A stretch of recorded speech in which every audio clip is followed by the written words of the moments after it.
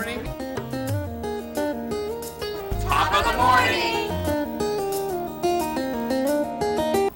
Hello, I'm John Carrington, Good morning, I'm Alex Hewitt. and this is Top of the Morning, and we're on top of the Baltimore World Trade Center, right down in the heart of downtown Baltimore, and we're having a great time, and we want you to join us. This is Top of the Morning, and joining us today is filmmaker Mike Gray.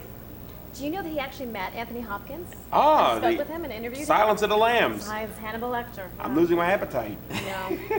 Very scary. We'll be right back. Do not touch the glass. Do not approach the glass. If he attempts to pass you anything, do not accept it. Who's the subject? The psychiatrist Hannibal Lecter. Hannibal the cannibal. What did you see, Clarice? What did you see? They were screaming. What does he do, this man you seek? He kills women. I'll help you catch him, Clarice. Go now!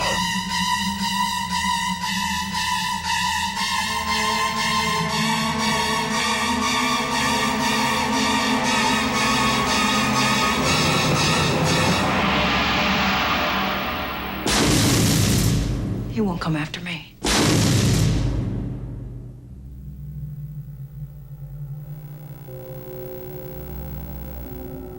Hello, this is John Carrington, and welcome to Top of the Morning, and Hi, I'm Alex Hewitt. Welcome. as always, that's Alex, and I'm John. And today we have another wonderful guest for you. We have Mr. Mike Gray, who is a videographer, a film producer, a man who makes things happen with the videotape and the celluloid. Mike Gray, how did you get started in the film industry? Well, we go back quite a few years, as you can see. I do go back a few years. I was working as a newspaperman in New York. I was working as I got in a job as a television critic with a division of the Hearst newspapers. And I was a big horror movie fan. Oh, wow. And so I was asked, as part of my job, to interview the head of Columbia Pictures Television about a package of films they were about to release. It's called Shock Theater, and it included all of the horror movies made by both Columbia and Universal. Wow. So I went up to interview this fellow. His name was Ralph Cohn, and he gives me a list, and then, Frankenstein, Dracula, all of those films. I look at him, I say, "Where's the old dark house?"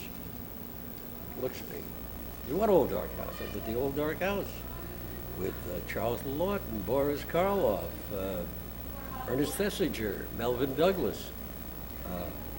It's a horror movie, and it isn't. You supposedly have every Universal." I said to him, "Where's the old dark house?" He said, "What old dark house?" I told him it's a Universal horror picture directed by James Whale with Melvin Douglas, Boris Karloff, Charles Lawton. And immediately he hit his intercom and barked out. He was kind of a rough and ready guy. He said, "Where's the old dark house?" And his secretary said, "You want me to make a luncheon reservation?" "No," he said, "you fool, it's a movie. Why don't we have it?" Turned out that there was litigation with the screenwriter, and so the film could not be included in the package. But 2 weeks later, I get a phone call from the head of public relations at Columbia Pictures TV, and he says, "How much are you making working for Hearst Papers?" And I told him. He said, "We'll double it. You want to come to work for us?" Wow, what a break. And I found myself working for Columbia Pictures TV. I'll show you how far back I promoted such wonderful characters as Huckleberry Hound, Oh, the best. Yogi Bear. I was Yogi Bear's original publicist. Things like that. And eventually, just to continue this, worked in television publicity for about 5 or 6 years. And I used to play poker. Oh. And one of my poker buddies is a guy named Gabe Sumner. Gabe was the head of marketing at United Artists Pictures. And he used to call me every Wednesday to find out where our poker game was. And he calls me on a Tuesday. He says, "It's a way to Gabe, you're ahead of yourself." He said, no, we have to have lunch today. It's crucial, it's urgent, it's an emergency. I said, good Lord, what's happening? I hope Gabe and his wife haven't busted up or something. But we went to a restaurant, and he sat there and said, how would you like to be head of publicity for United Artists Pictures? You're always in the right place at the right time with the right people. I said, why me? He said, you played your cards right. Turned out his publicity director was the son of the chairman of the board of one of the major theater circuits. And this kid was messing up royally. It was after he had told Stanley Kubrick, hey buddy, you make the pictures, I'll promote them, you stay out of my way, I'll stay out of yours, okay, Pally? After he said that Gabe Sumner, who was head of marketing, had to figure out what do we do with him and what can we do? He said, well, he named him, he promoted him to vice president of roadshow operations. UA didn't have any roadshow operations. Send him out on the road, right? They just Hit got the him out road, of Jack. town. Get rid of him. Now he had to appoint someone as head of publicity. But he couldn't appoint anyone from his staff because that would look like a slap in his face. So I suddenly found myself as publicity director of United Artists Pictures with a staff of 45 people working for me, all of whom knew more about what I was doing than I did. Wow. As you look back over the years, is there anything that you would change in your path to where you are now? Not really. Yes, there is one thing I wish over the years I had learned to be more technically adept. I'd love to have been able to edit, for example, which I am totally incapable of. But I'm not very good at that kind of stuff. I'm not overly and it took me years, for example, to go from a wood-burning typewriter into the computer age. So it's not my forte. But that's one thing I would change. Look, I tell you the one thing I wouldn't change. I tell you what, just hold that thought, what you wouldn't change, because we're going to take a break and we'll be right back with more of the film history of Mr. Michael Gray here. We'll be right back. Stay tuned.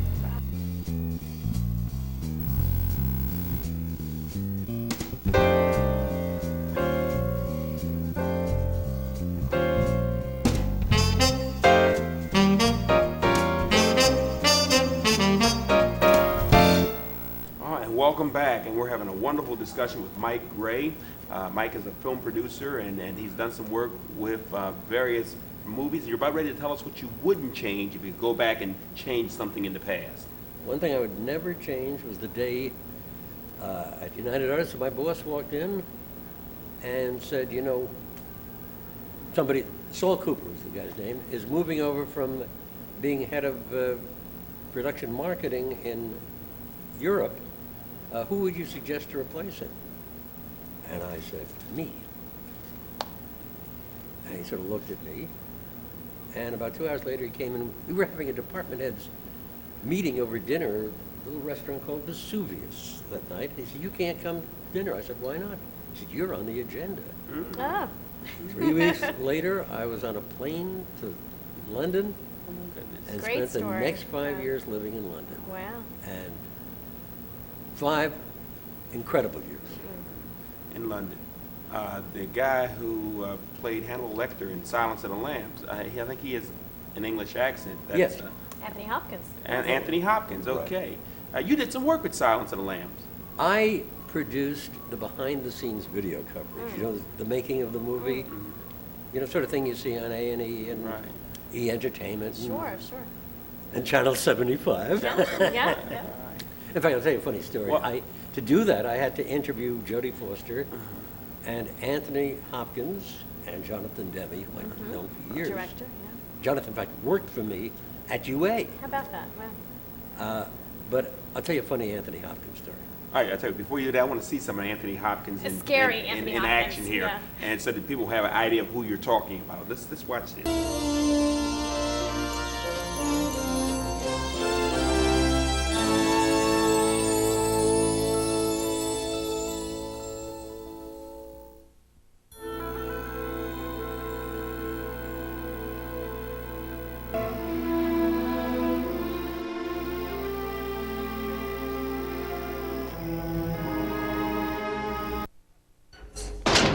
not touch the glass. Do not approach the glass. You pass him nothing but soft paper. If he attempts to pass you anything, do not accept it. Do you understand me? In the screen version of the best-selling thriller, The Silence of the Lambs, the search for an unknown killer creates a strange alliance through a wall of glass. Good morning. Dr. Lecter, my name is Clarice Starling. May I speak with you? I play a quiet, thoughtful kind of young FBI trainee who comes from a rural background. In order to find the serial killer she's pursuing, in order to find out how that mind works, she has to visit Dr. Hannibal Lecter. Lecter is locked in an institute for the criminally insane. His nickname is Hannibal the Cannibal because he eats people. Well, sort of. Well, he's written as a highly intelligent, intellectually brilliant sociopath. I don't know what the difference is between that and a psychopath, but he has the most penetrating mind. I'll help you catch him, Clarice. You know who he is, don't you? Tell me who decapitated your patient, Doctor. All good things to those who wait. The Silence of the Lambs marks a departure for filmmaker Jonathan Demme from such past hits as Melvin and Howard and Married to the Mob. For me, more than anything, Silence of the Lambs is a story about one person trying desperately hard to save the life of another person. The first time I spoke with Jodie, she talked about the idea of a character who identifies with the victim in a very passionate way. Given the degree of Clarice's desperation, Lecter really goes for the full court press inside her head. Oh, Agent Starling, you think you can dissect me with this blunt little tool? He feeds on pain, and that's his game. Somebody who loves pain but is behind bars and is not able to inflict it will get it anywhere he can. There's a moment in the movie where Hannibal says, You know what you look like to me with your good bag and your It's literally such a joyful experience. It was great every morning when we'd do a Lecter scene. Tony would come in and go, "Good morning, Jonathan. You know, you're really the one that's mad." Something in the man's face suggests tremendous decency and intelligence. It's what made him so great for the part of the doctor in The Elephant Man. And he still looks like a great, brilliant, humane doctor, except what we know about him now goes against the grain. Shots fired on 5, repeat. Shots fired on 5. Seal off a 10-block radius. Give me the SWAT team and an ambulance double quick. Oh, God. Those great malignant villains are the most interesting ones to play because they say all the things that we dare not say. Tell me, Mom, when your little girl is on the slab, where will it tickle you? Take this thing back to Baltimore. Circles where the girls were abducted, arrows where their bodies were found. Crawford is, quote-unquote, her boss. He is the head of the behavioral science unit of the FBI. I spent 4 days at Quantico.